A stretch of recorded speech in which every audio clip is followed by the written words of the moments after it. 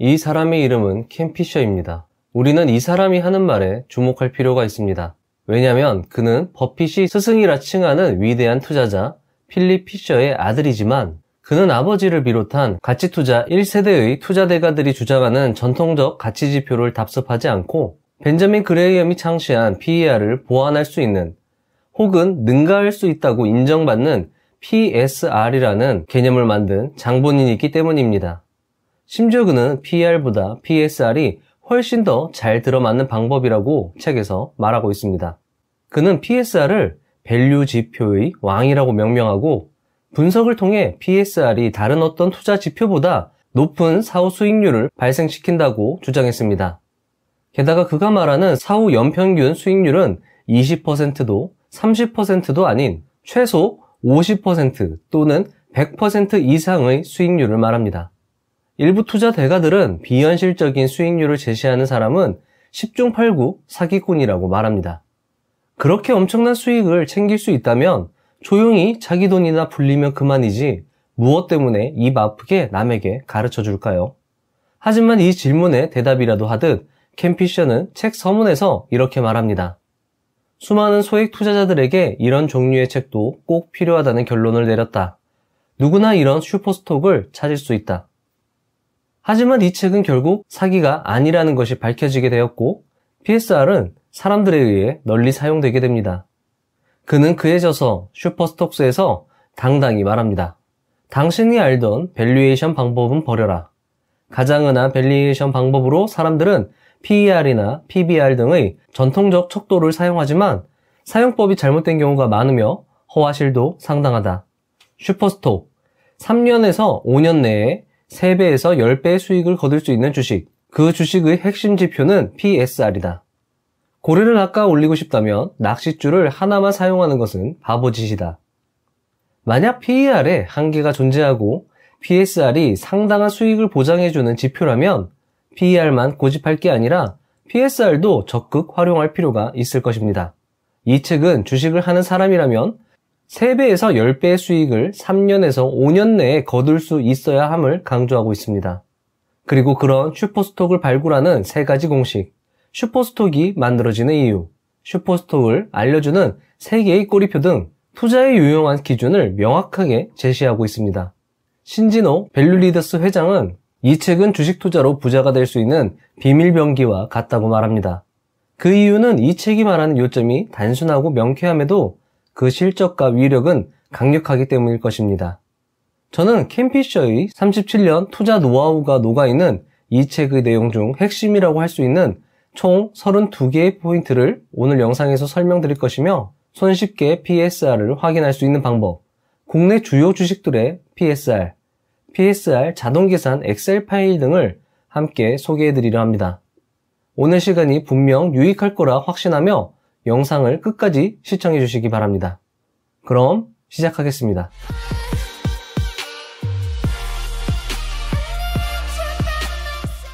PSR이란?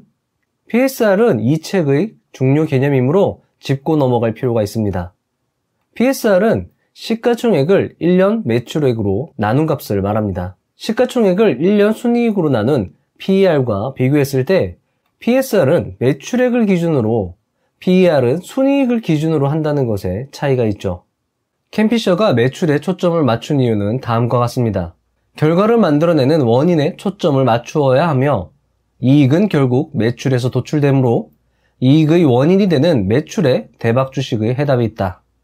100배 주식에서는 이익을 확인할 때는 이미 늦다고도 말했던 것을 비추어 보았을 때 이익은 어떤 선행 원인 행위의 후행 결과이므로 이익을 확인했을 때 늦었다라는 것이 이해가 되며 현명한 투자자라면 그 원인이 되는 매출에 초점을 맞출 필요가 있다는 것은 어찌 보면 당연하다고 볼 수 있습니다. 켄 피셔의 PSR은 어쩌면 콜럼버스의 달걀이라고도 볼 수 있겠는데요. 이제부터 켄 피셔의 이야기를 들어보겠습니다. 1. 밸류에이션은 절대 어려운 것이 아니다. 시장에서 누구나 맞이하는 가장 큰 과제는 밸류에이션, 가치평가 방법을 파악하는 일이다. 밸류에이션은 다들 어렵게 생각하는데 그렇지 않다. 밸류에이션은 아무리 복잡하게 하더라도 완벽히 이루어질 수 없기 때문에 단순하고 계략적으로 해도 충분히 훌륭할 수 있다. 하지만 공교롭게도 밸류에이션의 개념을 제대로 파악한 사람은 아주 드물다. 2. 당신이 알던 밸류에이션 방법은 버려라. 가장 흔한 밸류에이션 방법으로 사람들은 PER이나 PBR 등의 전통적 척도를 사용한다. 그러나 사용법이 잘못된 경우가 많다. 이익은 원인이 아니라 결과다. 주가의 움직임은 이익에 영향을 주는 원인으로부터 영향을 받는다. 주가가 움직이는 것은 뭔가 있기 때문이다. 이익과 자산도 무엇인가 때문에 움직인다. 따라서 우리는 원인이 되는 그 무엇인가를 알 필요가 있다. 3. PER의 허와 실. 켄 피셔는 미래 이익 성장에 기초한 PER은 1950년대에 인기를 끌었지만 이를 성공적으로 활용한 사람은 거의 없다고 말하고 있습니다. 왜 그럴까요? 책에서 말하는 PER의 허와 실을 요약하면 다음과 같습니다. 첫 번째, PER은 이익을 기초로 한 지표이다. 두 번째, 이익을 구체적으로 예측하는 일은 어떤 시기에서든지 지극히 어려운 일이다. 3.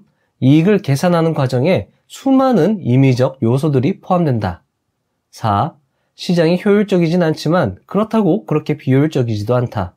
즉 시장은 이미 이익의 움직임을 주가에 선반영하고 있다. 이익을 계산하려면 다음과 같은 계산 절차를 밟아야 합니다. 매출액에서 매출 원가를 빼고요. 판매 관리비를 빼줍니다. 그리고 기타 수익을 더해주고요. 기타 비용을 빼줍니다. 그리고 다시 금융 수익을 더해주고 금융 비용을 빼줍니다. 그리고 마지막으로 법인세 비용을 빼주면 순이익이 나오는데요. 자, 이 매출액에서 순이익까지 가는데 총 7개의 요소들이 플러스 마이너스 되어야 합니다. 즉, 순이익을 예측하기 위해서는 7가지 이 요소들이 모두 정확하게 계산되어야 한다는 것이죠. 그리고 각 요소들 안에 포함되는 개별 요소들까지 따진다면 이 순이익을 예측한다는 것은 어쩌면 무모한 일일 수도 있습니다. 그리고 시장은 효율적이진 않지만 그렇다고 비효율적이지도 않다고 말하며 아무리 이익을 잘 예측한다 하더라도 이미 시장은 그것을 반영하고 있을 수 있다는 것입니다. 결론적으로 PER 전략은 한계가 있다는 것이죠. 하지만 매출액은 다릅니다. 매출액은 손익계산서의 맨 위에 위치하고 있어 다른 요소들에 의해 훼손될 여지가 적습니다. 그리고 매출액은 판매 가격에 판매량을 곱하면 구할 수 있기 때문에 계산도 간편하죠. 켄 피셔는 PER과 이익의 허와실에 대해 이야기하고 난 후에 이렇게 말합니다. 4. 해답은 매출에 있다. PER, PBR, 주당 지표는 잊어라. 나는 PSR, 실제 및 잠재 순이익률, PRR로 주식의 밸류에이션을 평가한다. 이러한 밸류에이션 개념이 이 책에서 주로 다루는 내용이다. 비상한 이익을 거두고자 한다면 전통적인 밸류에이션 방법을 피하는 것이 맞다. 나는 PER 1000배 이상을 주고 매수한 주식에서는 많은 돈을 벌었지만 PER 10배 이하를 주고 매수한 주식에서는 돈을 거의 벌지 못했다. 개인 투자자라면 손실이 발생하거나 간신히 손익분기점을 넘어서는 회사를 통째로 사들일 때 밸류에이션을 얼마로 평가할 것인가? 이 수수께끼를 풀면 저위험, 고수익 투자 기회를 얻게 된다. 5. 슈퍼스톡의 핵심 지표는 PSR. PSR이란 무엇인가? 이 방법은 잘 알려져 있지도 않고 제대로 이해하는 사람은 더 적으며 월스트리트에서는 거의 사용하고 있지 않다. 하지만 PER보다 훨씬 더 잘 들어맞는 방법이다. PSR은 단기 순이익 대신 매출액을 사용한다는 점만 다를 뿐 PER과 매우 비슷하다. 이것은 기업의 시가총액을 지난 12개월 동안의 매출액으로 나눈 수치이다. 사업의 세계에서 매출액은 다른 변수보다 본질적으로 안정적이라는 점에서 가치가 있다. 장기간 급성장한 뒤 매출은 일시적으로 정체했을 뿐인데 이익은 대규모 흑자에서 소액, 심지어 거액 적자로 반전하는 기업들의 사례를 많이 보았을 것이다. 슈퍼스톡을 만드는 슈퍼컴퍼니의 매출액이 아주 큰 폭으로 감소하는 일은 드물다. 6. 주가와 매출액의 관계. 주식을 성공적으로 매수하려면 결과가 아니라 원인의 기초에서 가격을 산정해야 한다. 원인이란 사업 여건, 즉 매출을 올리는 제품의 원가 구조를 말한다. 단기 순이익, 순이익률, EPS 등의 결과도 바로 여기에서 비롯된다. 지금까지 한 주당 개념은 전혀 언급한 바가 없다는 점을 명심하라. 7. 사례를 통해서 본 PSR의 위력. 캠피셔는 데이터 포인트라는 회사의 주가와 매출을 가지고 PSR의 위력을 설명하는데요. 요약해서 표를 만들면 다음과 같습니다. 1981년 D기업의 주가는 58달러로 상당한 고점을 형성하였습니다. 당시 D기업의 이익에 대한 평가가 상당히 높았습니다. 이익은 향후 더 크게 성장할 것이라고 전문가들은 예측했습니다. 캠피셔는 PSR의 기준으로 0.75를 제시합니다. 0.75보다 낮으면 저평가, 높으면 고평가로 보는 것이죠. 1981년 D기업의 PSR은 3.25로 상당히 고평가된 상태였습니다. 1982년 D기업의 이익은 감소했고 이에 실망한 시장은 D기업의 주가를 10달러로 책정했습니다. 그야말로 폭락이었습니다. 하지만 매출은 그다지 떨어지지 않았죠.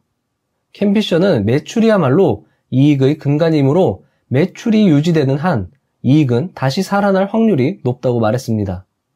1982년 해당 기업의 PSR은 0.61이었고 캠피셔는 PSR이 0.75보다 낮은 이때가 매수 적기라고 말했습니다. 1983년 해당 기업의 이익은 다시 회복하였고 1981년의 고평가된 수준만큼은 아니었지만 PSR 0.16이었을 때보다 약 2배 이상 주가가 상승하였습니다. 8. 슈퍼스톡을 발굴하는 PSR 3가지 공식. 자, 여러분들 아마 오늘 영상의 가장 핵심이 요 내용일 거라 생각이 듭니다. 아마 여러분들이 요 내용만 숙지하시고 PSR이 정말 효율적이고 강력한 지표라는 것을 여러분들이 확신하신다면 오늘 이 영상이 여러분들의 투자 효율성을 상당히 높여줄 거라 저는 생각이 듭니다. 자, 여러분들 마법 공식은 없다고 하지만 투자를 처음 시작하는 사람들에겐 공식이 좋습니다. 왜냐하면 이해가 쉽도록 돕기 때문이죠. 그렇다고 이런 공식이 숙련자에게 쓸모가 없는 것도 아닙니다. 왜냐하면 이런 공식은 직관적 판단에도 도움이 되기 때문이죠. 캠피셔가 당당히 공식이라고 말하는 PSR 3가지 공식은 다음과 같습니다. 공식 1. PSR 1.5가 넘으면 피하고 3이 넘으면 절대 사지 마라. PSR이 이렇게 높은 주식도 빠르게 상승할 수는 있지만 과열일 뿐이다. 대규모 장기 손실의 위험을 떠안으면서 소규모 단기 차익을 노리는 입장이 아니라면 손대지 말라. 소액 투자자들에게 거듭 강조하는 바이다. 공식 2. PSR이 0.75 이하일 때가 기회다. PSR 0.75 이하인 슈퍼컴퍼니를 적극적으로 탐색하라. 주변에 이런 회사가 반드시 존재한다. 절대로 부족한 법이 없다. 이런 주식을 장기 보유해서 돈을 벌라. 공식 3. 아무리 슈퍼스톡이라도 PSR이 3에서 6으로 올라가면 매도하라. 많은 위험을 떠안기 싫다면 3에서 팔라. 좀 더 위험을 떠안고자 한다면, 즉 과도한 낙관론이 계속 주가를 밀어 올리기를 희망한다면 6을 바라보며 기다려라. 더 높은 숫자를 기다리는 건 도박이었다. PSR이 높은 회사는 월스트리트에서 이미 크게 기대하고 있는 회사이다. 9. PSR과 관련된 특징들. 캠피셔가 몸담고 있는 피셔 인베스트먼트에서는 5년 동안 62개 기술주로 구성된 객관적 모집단을 분석했습니다. 그리고 다음과 같은 결과를 도출하였습니다. 첫 번째, 대기업들은 소기업들보다 PSR이 낮은 경향을 보였다. 두 번째, 기대 이상의 호실적은 PSR이 1 미만으로 시작한 주식에서 많이 나왔다. 세 번째, 대부분 실망스러운 결과는 PSR이 최고치를 기록한 직후 실적이 부진해진 주식에서 나왔다. 캠피셔는 말합니다. 흥미로운 점은 객관적으로 선정된 모집단에서 뽑아낸 우수한 속성을 지닌 동질적 종목들 가운데 PSR이 낮은 종목이 높은 종목에 비해 잠재 이익이 높으면서도 잠재 위험이 낮았다는 사실이다. 분기 단위로도 전체 기간에 대해 그런 결과가 나왔다. 이 사실만 보더라도 PSR이 높은 주식은 피해야 한다. PSR은 회사 규모가 커질수록 작아지므로 PSR에 비해 규모가 지나치게 큰 회사는 주가가 취약하며 상승 잠재력도 빈약하다. 자, 여러분들 여기서 PSR을 여러분들이 어떻게 확인하는지 좀 설명을 드리겠습니다. 자, PSR. 자, 일단 네이버 금융으로 들어와서 여기 종목명을 치면 이렇게 나오죠. 저는 삼성전자로 한번 해보겠습니다. 자, 삼성전자로 들어와서 종목 분석에서 투자 지표로 들어가십니다. 투자 지표에서 밑으로 쭉 스크롤 내리면 여기에 다양한 지표들이 나오는데 여기 보시면 PSR이 나오죠. PSR이 여기 나옵니다. 자, 삼성전자의 2021년도 12월 기준 PSR은 1.9입니다. 자, 여러분들 아까 뭐라고 했죠? PSR이 0.75 이하일 때가 매수 기회라고 했는데요. 그 기준으로 본다면 삼성전자는 현재 그 기준에 미달된다고 볼 수 있겠죠? 자, 그러면 시가총액 상위 10개의 종목들의 PSR을 한번 확인해 보도록 하겠습니다. 자, 네이버 금융에서 국내 증시로 들어오셔가지고 여기 시가총액으로 들어가시면 자, 시가총액별로 상위 기업을 표시해 주죠. 자, LG솔루션 볼까요? LG솔루션은 종목 분석에서 투자지표에서 쭉 내리면 자, LG솔루션은 상장한 지 얼마 안 돼서 나오지 않네요. 자, SK하이닉스입니다. 보시죠. 종목 분석에서 투자지표로 가서 맨 밑으로 자, PSR이 2.7입니다. 삼성전자보다 안 좋네요. 자, 여러분들 이런 식으로 확인하시면 되고요.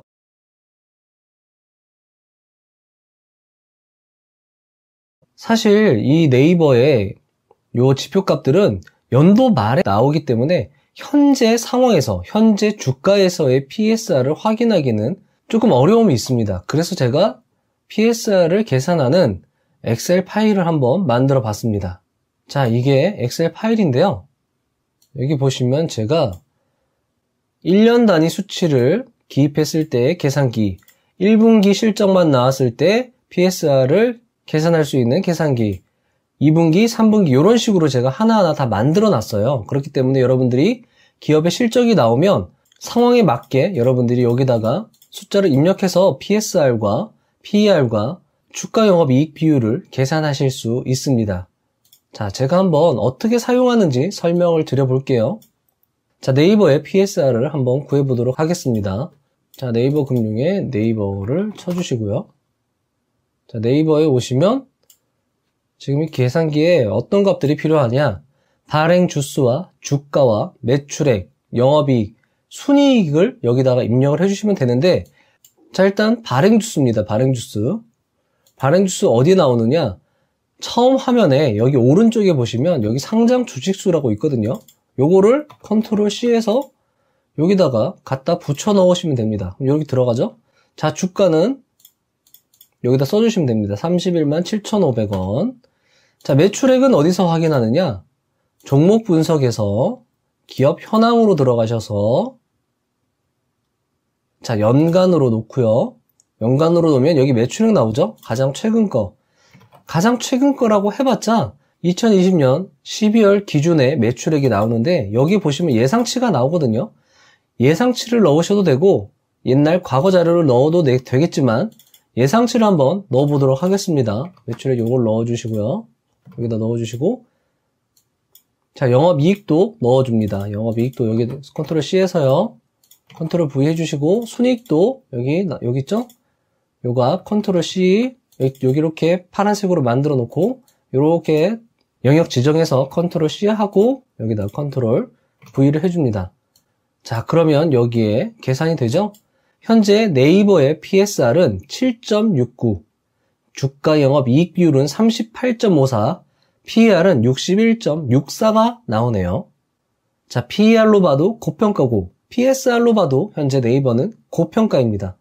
자, 하지만 여러분들 지금 이 수치는 예상치를 제가 때린 거고요. 지금 현재 분기 실적으로 보면 네이버의 분기 실적은 1분기, 2분기, 3분기까지 나온 상황입니다.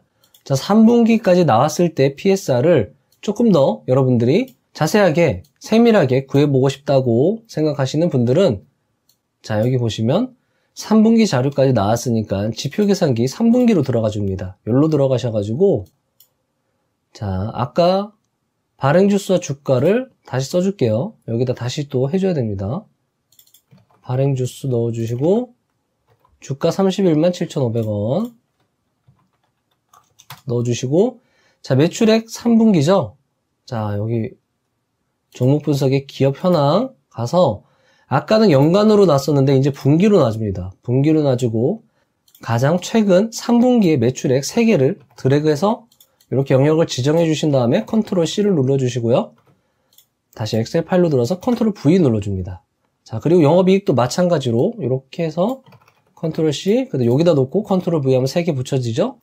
자, 순이익도 마찬가지입니다. 순이익도 영역 지정해서 컨트롤 C, 자, 그리고 컨트롤 V. 자, 이렇게 해주면 현재 실적이 나온 것 기준으로 봤을 때 PSR은 7.99, 주가 영업이익 비율은 40.1, PR은 2.41이 나옵니다. 자, 하지만 지금 네이버의 PER 같은 경우에는 조금 조심할 필요가 있죠. 이렇게 순이익이 한 분기에 너무 크게 나왔다는 것은 앞으로 이런 이익이 계속될 수 있는가, 계속될 수 없는가를 확인해야 되는데 지금 보시면 그런 이익이 계속되고 있지 않죠? 그렇기 때문에 상당히 많이 할인을 해서 보시는 게 좋을 것 같습니다. 예를 들면 2분기 순이익이 5,400이라고 한다면 1분기 수익은 정말 최대로 봐줘서 6,000으로 봐주는 겁니다. 이런 식으로 놓고 PR을 계산해주면 26.7로 나오죠. 뭐 이런 식으로 여러분들이 대략적으로 계산을 할 수 있는 거고, 어쨌거나 네이버의 PSR은 현재 실적치를 기준으로 해도 7.99가 나오니까 좀 고평가되어 있다, 그렇게 보실 수 있겠죠. 자, 이런 식으로 여러분들이 스스로 계산을 하셔도 되고 여기에 나오는 값을 보셔도 되고요.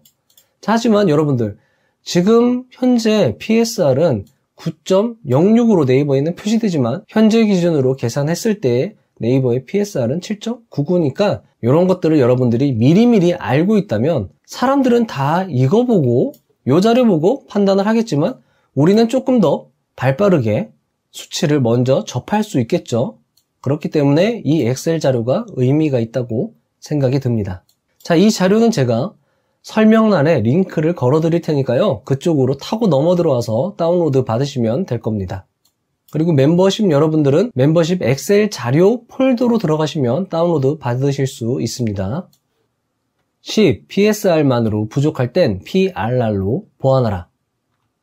고래를 낚아 올리고 싶다면 낚싯줄을 하나만 사용하는 것은 바보짓이다. 고래에 가능한 한 많은 작사를 꽂아야 한다. 모든 측면에서 확실하게 잡아야 한다. 슈퍼스톡을 낚고자 한다면 평가 과정에서 여러 낚싯줄을 동원해야 한다. PRR, 주가 연구 개발비 배수를 사용하면 PSR에만 의존할 때 나타나는 맹점을 발견할 수 있다. PRR은 두 가지 방법으로 실수 방지에 도움이 된다. PSR 기준으로는 싸지만 실제로는 슈퍼컴퍼니가 아닌 회사를 솎아낼 수 있다. PSR 기준으로는 비싸 보이지만 실제로는 싼 슈퍼컴퍼니를 찾아낼 수 있다. 나중에 설명하겠지만 PRR은 PSR만큼 강력하지는 않다. 그래도 PSR의 오도를 방지할 수 있는 값진 크로스체크 수단이다. 11. 또 하나의 무기, PRR 이해하기. PRR은 회사의 시가총액을 지난 12개월의 연구개발비로 나누어 산출한 값이다.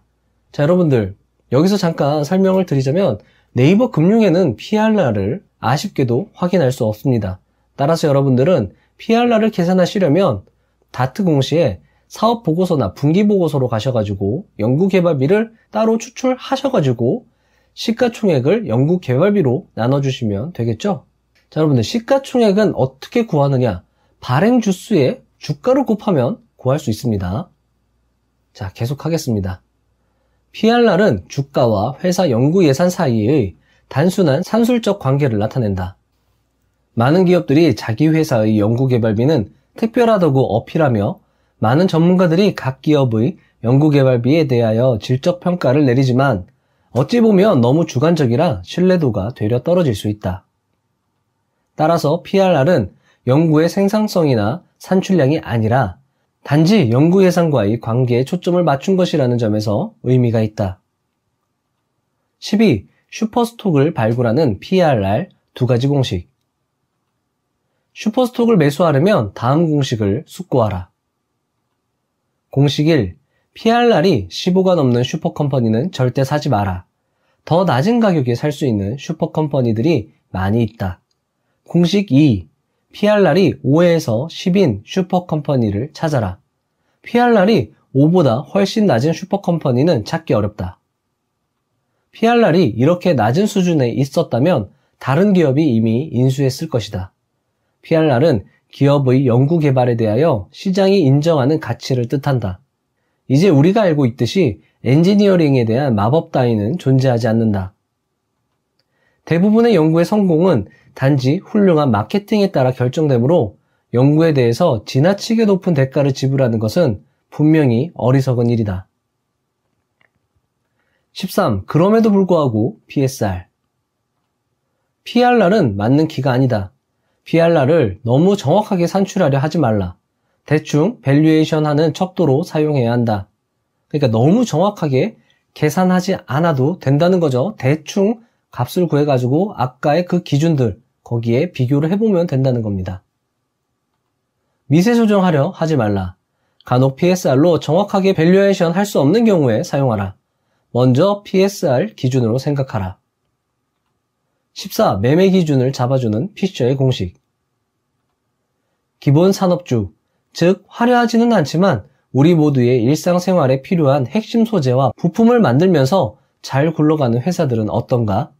철강, 자동차, 화학, 종이, 채광, 기계산업 등은 어떤가? 잘 알려지지 않은 중소기업들은 어떤가? PSR의 개념이 잘 맞을까? 무척 잘 맞는다. 이런 회사들은 흥미로운 회사들에 비해서 PSR이 낮은 경우가 많다.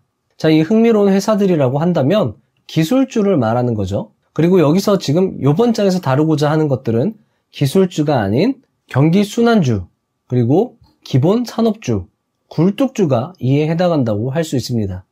이런 회사 대부분은 순이익률이 그다지 높지 않고 성장 속도도 별로 빠르지 않다. 그래서 PSR이 낮은 것이다. 이런 주식에 투자하려면 다음 법칙을 지켜라. PSR 0.4 아래에서 매수하라. PSR 0.8에 접근하면 매도하라. 이런 주식들은 PSR이 0.8에 결코 도달하지 못하는 경우가 많으므로 더 빨리 팔아야 할지도 모른다. 미래 전망이 유난히 어두운 회사라면 PSR이 0.6에 접근할 때 파는 편이 낫다. PSR이 낮은 수준에서는 굴뚝주도 멋지게 오르는 경우가 많다. 그러나 PSR이 0.5에서 0.6에 이르면 힘을 잃고 떨어진다. 15. 저PR주에서 엄청난 기회가 나온다. 저PR주들 가운데서 엄청난 기회를 발굴할 수 있다. 미래에 비상할 초라한 종목을 발굴하는 소수의 투자자에게는 엄청난 이익이 돌아갈 것이다. 하지만 이런 회사들은 틀림없이 끔찍한 회사겠지? 라고 사람들은 말한다. 하지만 전혀 그렇지 않다. 분명 그런 회사도 있을 것이다. 과거 실적이 끔찍한 회사도 있다. 그러나 대부분은 실적이 단지 따분할 뿐이다. 이들은 현재 손실이 발생하고 있거나 여러 해 손실을 보았다. 이들은 초기나 좋은 시절에 순이익률이 겨우 2%였을지도 모른다. 이들의 ROA나 ROE는 다소 낮을 수 있다. 심지어 사람들은 이런 주식을 쓰레기 주식이라고 한다. 하지만 쓰레기장에서 빛나는 주식을 건진다면 우리는 엄청난 수익을 맛볼 수 있을 것이다. 자, 그리고 쓰레기장에서 빛나는 주식을 발굴할 수 있는 멋진 기준이 바로 PSR이라는 거죠. 16. 모두가 아니라는 곳에 슈퍼스톡이 있다. 책에서 소개한 사례를 제가 한번 가져와 봤습니다. 자, 사례 1. 리비어 코퍼 앤드 프레스. 자, 너무 이름이 길어서 줄여서 알사라고 하겠습니다. 알사는 저점에서의 시가총액이 겨우 20만 달러였다. 3년이 넘도록 이 회사는 시가총액 60만 달러 밑으로 매수할 수 있었다. 이 회사의 매출액은 1,500만 달러가 넘었다. 당시 IBM과 비슷한 수준이었다. 따라서 이 회사의 PSR은 0.04로서 말도 안 되게 낮았다. 회사 재무 상태표는 오늘날의 규모가 비슷한 대부분 회사보다도 건전했다. 이 주식은 저점에서 45배 넘게 상승했다.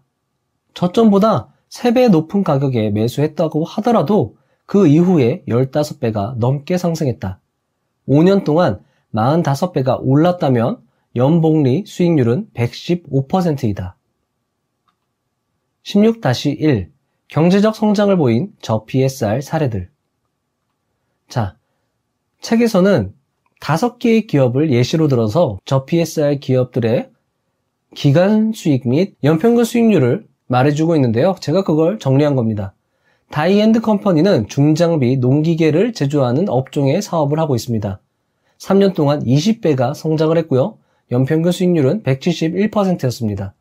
보그워너 자동차 부품 공급 업체고요. 4년 동안 25배가 늘어서 연평균 수익률은 123%였습니다. 캐터필러, 트랙터 등 장비를 만드는 회사고요. 4년 동안 20배의 수익을 거뒀습니다. 연평균 수익률로는 111%였습니다. 쿠퍼 인더스트리입니다. 산업장비 제조업체고요. 3년 동안 30배가 늘어났습니다. 연평균 수익률은 210%에 달했는데 여기 보시면 PSR은 0.02에 불과했었다고 합니다. 스미스 코로나입니다. 타자기 등을 제조하는 회사고요. 4년 동안 40배가 늘어났습니다. 연평균 수익률로는 150%가 되고요. 역시나 PSR은 0.4였습니다. 하지만 계속 적자가 지속이 됐고 이런 적자가 주가를 낮췄을 테죠. 자, 하지만 재무 상태는 튼튼했다고 합니다. 자, 만약에 우리가 PSR에 대해서 잘 알고 있고 적자를 아무리 보고 있어도 재무 상태가 튼튼하고 PSR이 상당히 낮은 수준이라고 한다면 이 주식을 매수해서 엄청난 수익을 볼 수 있었겠죠. 우리는 이 연구를 통틀어 이 정도 오른 종목 가운데서 PSR이 1.5가 넘는 종목을 단 하나도 발견하지 못했다. 자, 그렇다는 건 뭐죠? 앞서 기준을 말씀을 드렸잖아요. PSR이 0.75 이하이면 매수 기회고 PSR이 1.5가 넘어가면 피하라고 했죠. 그리고 PSR이 3 이상이면 절대 매수하지 말라고 했습니다. 여러분들이 요 기준을 머릿속에 잘 넣어두시고 주식을 평가한다면 기준이 없었을 때보다 훨씬 이런 종목들을 보는 눈이 많이 달라질 겁니다. 많이 향상되고, 자, 이제는 어떤 종목이 좋은 종목, 어떤 종목이 나쁜 종목, 이게 이제 확연히 갈려지겠죠. 그리고 PER과 ROE, 매출 총이익률, 이런 다양한 지표들을 종합적으로 본다면 조금 더 디테일한 분석을 할 수 있을 겁니다. 17. 슈퍼스톡을 잡으려면 슈퍼컴퍼니를 찾아라. 사업의 본바탕을 이루는 펀더멘털 요소를 분석해 정말로 월등한 기업의 슈퍼컴퍼니 주식을 매수하는 게 슈퍼스톡 투자의 초석이다. 슈퍼컴퍼니 주식을 적합한 가격에 매수했을 때라야 진정한 슈퍼스톡이 될 수 있다. 빈약한 기업 주식을 산다면 주가가 2배에서 3배 오를 수는 있다. 하지만 참으로 위대한 기업이 아니라면 슈퍼스톡이 될 만큼 주가가 오를 가능성은 극히 희박하다. 슈퍼컴퍼니는 자체 자금 조달로, 즉 자기 자본으로 평균 성장률을 훨씬 웃도는 성장을 창출한다는 점에서 확연히 구분되는 기업이다. 18. 슈퍼컴퍼니의 5가지 특징. 이런 기업들은 독특한 특징 때문에 인지도가 높다. 하지만 간혹 주식을 매수하는 시점에서 금융계에서 그 기업을 형편없다고 판단하는 경우가 있는데 그때가 기회이다. 슈퍼컴퍼니는 사업의 본래 바탕에서부터 미래에 성장할 잠재력이 강건한 기업이어야 하며 슈퍼컴퍼니의 사업적 특징을 압축해보면 그 필수 요소는 다음과 같다. 첫 번째, 성장 지향성. 모든 선임 인력들의 성장에 대한 열망이 식을 줄 모르며 조직 전반에 스며들어 있다. 이러한 욕구가 성장하는 시장으로 표출될 뿐 아니라 성장을 일궈내는 모든 피고용자들의 일상생활에서부터 뿜어져 나온다. 두 번째, 탁월한 마케팅. 시장의 성격에 생기는 변화를 넓은 시야에서 이해한다. 또 유능한 고객 상담 부서를 갖추고서 고객만큼이나 빨리 시장의 변화를 감지한다. 세 번째, 일방적 경쟁 우위. 기존 경쟁자들은 물론 앞으로 등장할 경쟁자들까지 압도하는 경쟁 우위에 서 있다. 보통 생산 단가가 가장 낮던가 적어도 주력 제품군의 한 분야에서 독보적이거나 준 독점적 위치를 확보하고 있는 기업이다. 네 번째, 창조적 인사관리. 피고용자들이 인격적인 대우와 공정한 승진 기회를 누리고 있다고 느낀다. 아울러 부하 직원들의 건설적인 아이디어를 독려하고 금전적으로도 보상해주는 기업 문화가 형성되어 있다. 5번째, 완벽한 재무관리. 실적이 경영계획에서 벗어나도 신속하게 적응하는 재무관리 능력이 있다. 급변하는 경쟁 상황에 맞춰 재무관리를 계속 개선해 나가려는 의지가 있어야 한다. 슈퍼컴퍼니는 다른 기업들이 하는 관리 방식에 결코 만족하지 말아야 한다. 19. 슈퍼컴퍼니의 5가지 특징을 말해주는 신호들. 슈퍼컴퍼니가 갖춰야 할 수많은 특징들이 더 있다. 즉, 높은 이익률이나 높은 시장 점유율, 양질의 경영 관리, 선도적인 제품 위상, 고품질 이미지를 비롯한 여러 가지 특징이 그런 것들이다. 매출 총이익률과 세전이익률, 순이익률을 높게 유지할 수 있는 잠재력이 이런 기업에 있어야 한다. 그러나 이익은 결과다. 각 이익 지표들은 동일한 원인에서 나오는 것이고 현실의 기본 요소들로부터 나오는 결과다. 20. 슈퍼컴퍼니는 일방적 경쟁 우위가 있다. 슈퍼컴퍼니는 기존 경쟁 업체들은 물론 앞으로 출현할 잠재적 경쟁자들에 대해서도 경쟁 우위를 확보하고 있어야 한다. 독점적이거나 독보적인 것을 확보하고 있는 기업은 다른 기업에 비해 높은 매출 총이익률을 누리는 우위에 설 수 있다. 매출 총이익률이 높다는 것은 앞으로 빠르게 성장하기 위한 자금 여력이 이익으로 창출됨을 뜻한다. 이것은 슈퍼컴퍼니의 필수 요건이다. 자, 여러분들, 매출 총이익률은 매출에서 매출 원가를 뺀 겁니다. 매출 총이익률이란 매출 총이익을 매축으로 나눈 거죠. 자, 여기서 경쟁 우위가 높다는 건 매출 총이익률이 높다는 것을 말합니다. 자, 다시 매출 총이익률이 높다는 건 매출 원가가 낮다는 거죠. 단가가 낮다라는 겁니다. 그리고 연구개발로 단가를 낮출 수 있었기 때문에 연구개발의 성과가 높다고도 생각할 수 있고요. 저비용으로 생산이 가능하고 마케팅이 효율적이고 적은 판매 관리비로 높은 매출이익을 달성했다고도 볼 수 있는 겁니다. 따라서 매출 총이익률에는 이런 다양한 의미가 내포되어 있고 매출 총이익률이 높다는 건 경쟁 우위가 높다고 여러분들이 생각을 하시면 되고요. 100배 주식에서도 이런 얘기가 있었죠. 매출 총이익률 같은 경우에는 회복력은 상당히 좋고 그리고 낮아지더라도 크게 많이 낮아지지 않는 성향이 있기 때문에 매출 총이익률이 과거에 많이 높았던 기업이라고 한다면 다시 매출 총이익률이 현재는 낮더라도 회복할 수 있는 여력이 상당히 있다. 이렇게 해석할 수도 있다고 얘기를 했습니다. 자, 지금까지 저희가 책을 읽으면서 다양한 기준들을 접했는데요. 조금 정리를 해보자면 첫 번째 PER, 그리고 두 번째 ROE, 그리고 세 번째 매출 총이익률, 그리고 네 번째 오늘 배운 PSR.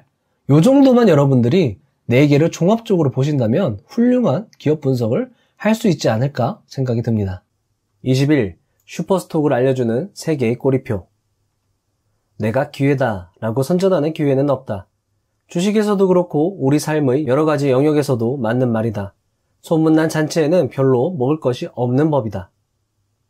당신이 뭔가 매수하기를 누군가가 원한다면 그 사람이 당신에게 매도하고 싶다는 이야기다.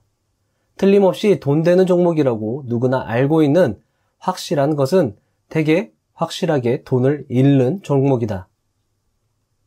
이게 바로 절약 비법이라고 요란하게 유세하는 소매업체들의 온갖 광고들은 실제로는 여기에다 돈을 써라 라는 뜻이다. 사람들은 아무도 찾지 않는 주옥 같은 종목을 찾아낸 사람들을 보며 놀란다. 그러나 그 종목은 아무도 주옥으로 보지 않았기 때문에 버려진 주옥에 지나지 않았을 것이다. 진정한 기회에는 내가 기회다 라는 꼬리표가 없다. 그러나 괜찮은 꼬리표들도 많다. 내가 잘 알고 있는 산업 중에서 PSR과 PRR이 낮은 종목들, 적자를 내는 기업인데 내가 잘 모르고 있던 종목들, 다른 사람들이 미래 전망이 탄탄한 기업이라고 격찬하는 질적 분석 내용, 그것들이다. 22. 첫 번째 꼬리표. 내가 잘 알고 있는 산업 중에서 저 PSR, 저 PRR. 슈퍼컴퍼니 후보군으로 저 PSR 종목들의 목록을 만들어두라. 분명히 이들 중 대부분이 슈퍼컴퍼니 조건에 미달할 것이다. 또 슈퍼컴퍼니로 찾아낸 종목들 중에서 슈퍼스톡이 될 만한 것은 아주 극소수다. 가장 중요한 열쇠는 슈퍼컴퍼니에 해당되는지를 판별하는 일이다. 질적인 평가가 가장 어려운 일이다. 23. 두 번째 꼬리표, 낯선 적자 기업들. 짧은 기간이라도 적자를 내는 기업들은 대부분 인기가 급전직하로 떨어진다. 나는 매일 월스트리트 저널의 기업 순이익 동향을 샅샅이 훑어보며 적자 기업들을 찾아본다. 내가 들어보지 못한 기업들을 특히 주시한다. BSR을 계산해서 0.75보다 높게 나오면 바로 휴지통에 버린다. 24. 세 번째 꼬리표, 질이 높은 기업들. 이것은 앞선 두 가지 방법보다 더 유익한 수단이 될 수 있다. 이 방법으로 얻게 되는 아이디어는 빨리 습득할 순 없지만 내가 투자한 종목들의 대부분은 이렇게 실마리를 얻은 것들이다. 방법은 이렇다. 꾸준하게 업종의 전문지를 읽고 금융 및 기술 관련 컨퍼런스에 참석하고 산업계 및 증권가 사람들과 이야기를 나누다 보면 누가 무엇을 어떤 분야에서 왜 잘하는지에 대한 감이 생긴다. 다시 한번 강조한다. 누가 무엇을 어느 분야에서 왜 잘하는가이다. 25. 최고가에 매도하고 싶을 때도 BSR. 슈퍼스톡은 언제 팔아야 적기인가? 슈퍼스톡은 거의 팔아야 할 일이 없다. 팔아야 할 때는 다음 두 가지 사태 가운데 하나가 발생할 때다. 첫 번째, 해당 기업이 슈퍼컴퍼니의 특징을 잃게 되었을 때. 두 번째, PSR이 얼토당토 않게 높아졌을 때. 끊임없이 PSR을 체크하라. 26. 캠피셔의 기업 분석 방법. 캠피셔는 매수 전 밸류에이션 및 예측이라는 한 장짜리 메모를 쓴다고 합니다. 그 메모에는 최종 결론을 내리는 데 필요한 모든 정보를 집약한다고 합니다. 우리는 캠피셔의 한 장짜리 메모에 무슨 내용이 들어가 있는지, 어떻게 분석하고 예측하는지 보는 것만으로도 도움이 될 것입니다. 여러분들 굳이 이해하려고 노력하지 마세요. 보고 듣는 것만으로도 충분합니다. 모든 배움의 시작은 보는 것부터 시작입니다. 버베이팀의 매수 전 밸류에이션 및 예측에 관한 한 장짜리 메모의 내용을 제가 한번 쭉 읽어봐 드리고 어떤 부분에서 캠피셔가 집중했는지 말씀을 드리겠습니다. 자, 1. 총 발행 주식수를 구했고요. 총 발행 주식수는 216만 주, 현재 주가는 13.5달러, 시가총액은 2,900만 달러. 최근 12개월간 매출액은 4,800만 달러로 BSR은 0.6으로 계산됨. 문제는 없음. 최근 12개월간 연구개발비는 213만 2천 달러로 PRR을 계산해보면 13.6이 나옴. 높은 편이나 괜찮음. 결론. 다음 분기에 적자 규모가 늘어날 경우 주가가 떨어질 확률이 높음. 매출 성장률은 향후 5년 동안 좋기 연평균 25%는 될 수 있음. 하지만 불확실함. 36개월 후에는 순이익률이 평균 7.5%는 될 것임. 역시나 불확실함. BSR이 1.5에 달할 때가 올 것이며 그 시점은 아마도 1982년에서 1983년 사이이나 1985년 그때가 될 것임. 버베이팀이 순이익률 7.5%를 달성한다면 PSR을 1.5로 잡았을 때 PR은 20배가 됨. PR이 20이면 적당한 수준임. 매수 자금으로 50만 달러를 투자하고 매수 과정에서 주가가 18달러로 오른다면 평균 매수 단가는 15.75달러에 달할 것임. 그러면 매수 물량은 31,700주가 되며 총 발행 주식수에서 1.47%의 지분에 해당됨. 자, 여러분들 캠피셔가 무엇을 했고 무엇을 집중했는지 한번 보세요. 자, 일단 발행 주식수와 현재 주가를 보고 시가총액을 계산했습니다. 최근 12개월간 매출액을 계산해서 PSR을 계산해냈죠. 그리고 PSR이 0.75를 넘는지 안 넘는지를 확인을 했습니다. 자, 그리고 12개월간 연구개발비를 계산해서 PRR을 계산했죠. 역시나 PRR이 15를 넘는지 안 넘는지 확인을 했습니다. PRR은 15가 넘어가면 너무 고평가, 낮으면 그래도 괜찮은 편이죠. 5에서 10이 가장 이상적인 수치라고 했습니다. 13.6이라고 하면 조금은 높은 편이지만 15보다는 아래이므로 괜찮다고 판단을 내린 거죠. 자, 그리고 주가가 떨어질 확률에 대해서 생각을 했고요. 매출 성장률에 대한 계략적인 판단을 내렸습니다. 그리고 3년 후에 순이익률을 계산을 해냈죠. 역시나 이것은 계략적인 수치, 감으로 계산을 해낸 거라고 생각을 할 수 있습니다. 자, 그리고 PSR이 어떤 수준에 언제 도달할 것인가를 예측했고요. 그리고 순이익률이 7.5% 자신이 예측한 수준에 도달했을 때의 PER을 계산해냈습니다. PER의 계산식은 이렇게 됩니다. 그리고 자신의 투자 물량을 결정했고 평균 매수 단가를 계산했고 그 매수 물량에서의 지분을 계산을 해냈습니다. 자, 물론 켄 피셔가 이렇게 한 게 왜 이렇게 했는지 이해가 잘 안 될 수도 있겠지만 여러분들이 이것을 보고 계속 공부를 하고 지식이 점점 늘어나면서 아, 켄 피셔가 한 장짜리 요약이 정말 대단하구나. 왜 그렇게 했는지 다 이해를 할 것이고 우리도 그렇게 따라하면서 점점 기업 분석 능력이 늘어나고 수익률이 늘어날 것입니다. 여러분들 그러니까 포기하지 않고 꾸준히 노력을 하신다면 분명 좋은 결과가 있을 테니까요. 인내심을 가지고 꾸준히 해 나가시기를 바라겠습니다. 27. 슈퍼스톡의 선결 조건은 완벽한 결함. 실수를 저지른다는 것은 회사가 취약하다는 뜻이 아니라 발전한다는 뜻이다. 결함이 없는 기업은 거의 없다. 이른바 성장 기업으로 간주되는 회사들이 결함이 없는 것이 아니다. 단지 눈에 보이지 않을 뿐이다. 마침내 흠이 발견되면 주가는 떨어진다. 이때 낙폭이 매우 커서 주가를 완전히 회복하는 데는 몇 달이나 몇 년이 걸리기도 한다. 결국 주가가 회복하지 못하는 회사도 있다. 흠이 나타나기 시작하면 혹평을 퍼붓고 이른바 전문가라는 사람들은 경영진이 결국 신통치 않다고 평가를 내리고 기술력도 약하다고 판단한다. 그러나 회사는 전문가들이 생각하는 것만큼 나쁘지 않은 경우가 많다. 그 회사는 10중 8구 매우 좋은 회사다. 문제는 기대와 주가가 일찌감치 너무 올라간 데 있었다. 28. 기업 성장 주기에서 결함이 터지면 그때가 매수 기회. 켄 피셔는 강한 기업의 성장 주기에 주목합니다. 성장하는 과정은 인생과 마찬가지로 순탄치 않습니다. 켄 피셔가 말하는 기업 혹은 제품의 성장 주기는 다음과 같습니다. 자, 기업의 성장 주기를 제가 정리한 건데요. 기업이나 제품의 성장 주기는 크게 개발, 출시, 성장, 성숙 이 단계를 거치게 됩니다. 개발 단계는 당연히 매출은 발생하지 않고요. 비용은 크게 증가합니다. 막대한 개발 비용이 들어갑니다. 이익 역시 적자를 면치 못합니다. 부채는 증가하겠죠. 자, 이때는 이 기업에 아무도 관심을 갖지 않습니다. 자, 마침내 신제품이 출시되었습니다.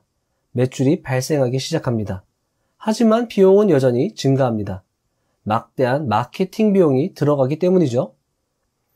이익 역시 적자를 면치 못합니다. 부채 역시도 마찬가지로 계속 증가하게 됩니다. 처음 제품을 출시했기 때문에 생산성은 저조합니다. 시장의 반응은 미미합니다. 하지만 관심도는 조금 늘어나겠죠? 자, 이 회사의 제품이 점점 성장하게 됩니다. 매출이 대폭 증가하고요. 비용은 소폭 증가합니다. 점점 규모의 경제가 발생하고 있다는 증거겠죠? 이익은 역시나 적자를 면치 못하지만 예전에 비해서는 그래도 나아진 모습을 보입니다. 이익은 조금씩 늘어나고 있습니다. 부채 역시 조금씩 감소하고 있습니다. 자, 이때는 매출만 크게 증가합니다. 다른 건 매출 증가에 비하면 아주 미미한 상황이죠. 언론이나 전문가들은 부정적으로 회사를 평가합니다. 기업의 결함을 나열할 뿐입니다. 하지만 일부 소심파들은 저점 매수를 이때 시작합니다. 자, 성숙기에 도달했습니다. 매출은 소폭 증가합니다. 비용은 변함이 없습니다. 왜냐? 규모의 경제가 발생했기 때문이죠. 이익이 대폭 증가합니다. 부채는 그에 따라 대폭 감소하게 되죠. 자, 이때 크게 규모의 경제가 발생하고요. 인기가 상승합니다. 왜냐? 이익이 대폭 증가했기 때문이죠. 어닝 서프라이즈가 발생했습니다. 낙관론이 퍼집니다. 부하대동파가 매수를 시작합니다. 하지만 이때 소심파는 일부 익절하게 됩니다. 자, 이 회사의 이 제품이 이익이 엄청나게 났다는 소문이 널리 퍼지게 됩니다. 경쟁자들은 이런 얘기를 듣고 이 회사의 산업, 이 회사의 제품에 뛰어들게 됩니다. 경쟁자가 속출하게 됩니다. 하지만 이 산업은 성장하겠죠? 자, 일부 소심파는 성장기에 해당 기업의 경쟁 우위를 파악합니다. 브랜드 가치가 발생했고 기술력 우위가 있고 시장 점유율이 점점 증가하는 등 이런 신호들을 가지고 파악을 한다는 겁니다. 자, 캠피셔는 어디에 초점을 뒀을까요? 자, 요때에는 PSR이 상당히 낮은 수준으로 형성이 되기 때문에 PSR이 상당히 수익을 보기 위한 지표로 강력하다고 얘기를 하고 있는 겁니다. PER은 요때를 기준으로 하고 있기 때문에 PER 가지고 판단하려면 조금 애매하다는 거죠. 늦을 수 있다는 겁니다. 그래서 일부 투자 대가들은 경기순환주의 경우에는 PER이 높을 때가 매수 타이밍이라고 얘기를 하는데요.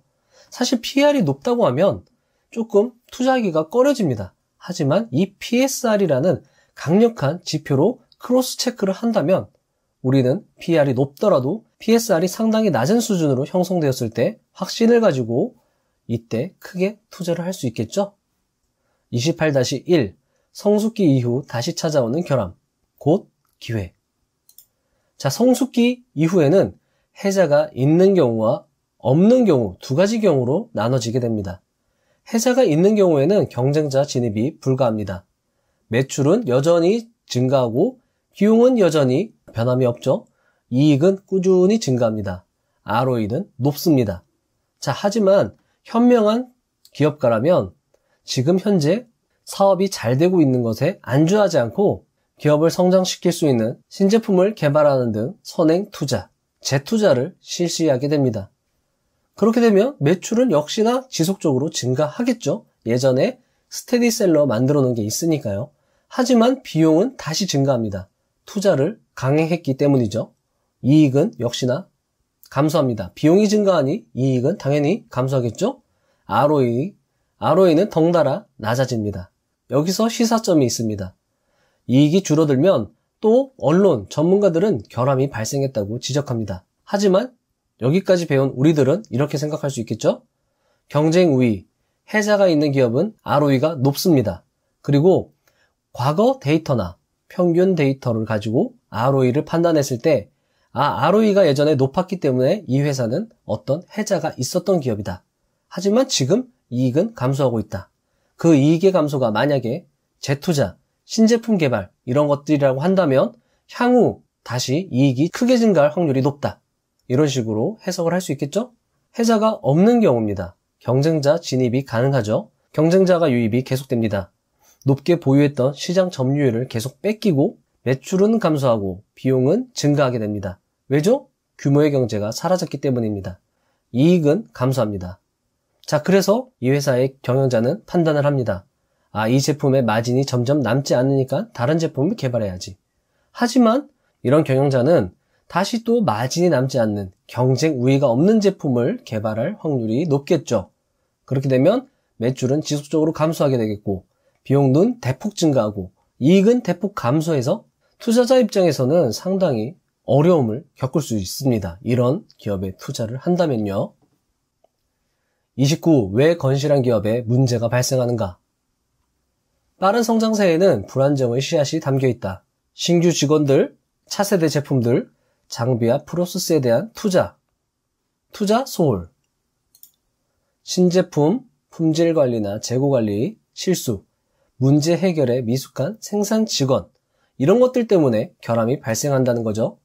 자, 이 결함이 발생했을 때 첫 번째 조짐은 대개 주문량이 정체된다는 겁니다. 주문량이 정체된다는 것은 문제를 피부로 느끼게 되면 이 회사의 경영진은 문제를 찾아 해결하려고 안간힘을 씁니다. 경영진은 외부 세계와 관계를 끊고 취재나 인터뷰 요청을 대부분 거절하게 됩니다. 자, 창사 이래 처음으로 가장 정밀하게 조사를 시행합니다. 목이 여러 개 날아갑니다. 솔직히 말해서 경험이 없거나 무능한 몇몇 관리자들 때문에 이런 문제가 발생했을지도 모르죠. 관리자들을 해고해도 개선이 이루어지지 않을 경우에는 사장의 목이 날아가야 합니다. 자, 사장이 갈 길은 다음 4가지 중 하나입니다. 실적을 올리거나 사임하거나 해고되거나 아니면 이사회를 어떻게 구워 삶는 거죠. 경영진은 장부 가치가 의심스러운 자산이 있는지 조사할 것입니다. 문제가 발생한 분야의 자산에 초점을 맞추겠죠. 하지만 이때쯤이면 금융계로부터 난타를 당하여 주가가 30%에서 50% 하락한 상태입니다. 회사는 서서히 회복 단계로 진입하지만 가시적인 성과는 많지 않습니다. 몇 달 동안 회사의 간접비가 줄어듭니다. 불필요했던 개발 프로그램이 중단되고 다른 개발 프로그램이 시작됩니다. 경영진 가운데 실력이 입증된 사람에게 책임 영역을 추가로 부여합니다. 실적이 떨어진 사람들은 자신의 역량에 적합한 분야로 재배치됩니다. 즉, 지금까지 말씀드린 건 구조조정이 이루어진다는 거죠. 피터 린치 역시 구조조정은 주가 상승에 긍정적 영향을 끼친다고 이야기하기도 했습니다. 구조조정된 경영팀은 문제들과 씨름하면서 여러 달을 보냅니다. 주가는 여전히 바닥권을 머물죠. 그러나 경영진의 노력이 회사를 바로잡습니다. 결함이 해소되는 거죠. 머지않아 경영진의 조치가 성과를 발휘하기 시작합니다. 회복의 첫 신호는 신제품 도입이나 기존 제품 주문량 증가의 형태로 나타납니다. 30. 전문가도 빠지는 결함의 함정. 투자업계는 회의적 시각이 확고해진 상태이므로 회복의 초기 신호를 무시하게 될 것이다. 한때 스스로 장기 투자자라고 생각했던 투자자들도 이제 주가 단기 전망에 관심을 쏟는다. 애널리스트들은 자신의 손익계산에 철저한 사람들이다. 투자한 회사의 결함이 발생하면 애널리스트들은 당연히 그 회사의 문제점들을 조명하지 이전에 자신이 제시한 상황 분석이 잘못되었다고 인정하지 않는다. 이것이 바로 인간의 본성이다. 이들은 경영진이 무능하다고 생각한다. 심지어 경영진이 진짜 사기꾼은 아닐지라도 다소 사기성이 있다고 생각하기도 한다. 투자업계가 어떻게 인식하든 회사는 진전을 보인다. 회사는 실제로 회복한다. 그러나 주가는 아직 바닥 수준이다. 몇 달이 지나서 회복세에 힘이 더해지고 주문량이 증가한다. 매출이 빠르게 증가하기 시작한다. 처음에는 느린 속도로 이익이 발생하기 시작하다가 18개월에서 24개월이 지나면서 순이익률이 5%를 초과하게 된다. 사업의 회복세가 거의 보이지 않는데도 주가는 저점 기준에서 순식간에 2배로 뛰어오르기도 한다. 투자업계의 비관론이 지나치게 극도로 치우쳤던 데다가 주가가 너무 내려가서 오를 일밖에 없었기 때문이다. 이 단계에서 대부분 증권회사들은 수익성이 더 가시화될 때까지 주식을 관망하라고 권유한다. 주가가 2배로 뛴 다음은 이익이 현실화됨에 따라 주가가 반응한다. 몇 년이 지나서 회사가 성공 기록을 새로 만들어내고 새로운 기관 투자자들이 이 주식을 발굴한다. 새로운 열광적 투자자들은 앞서 언급했던 것처럼 과도한 낙관론에 빠진다. 3에서 5년이 지나면 주식은 저점에서 3배에서 10배가 오른다. 주가 상승은 3가지 요소로 구성된다. 첫 번째, 투자업계가 이 주식에 대해 지나치게 비관적이었기 때문에 오르는 일만 남아있었다는 점이다. 두 번째, 사업 실적으로서 회사가 더 성장해서 더 많은 돈을 벌었다는 점이다.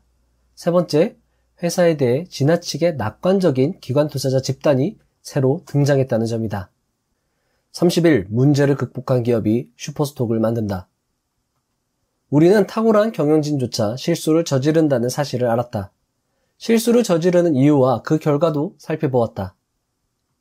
실수는 너무도 당연한 것이며 심지어 경영이 점진적으로 발전하는 신호로 받아들일 수도 있음을 알았다.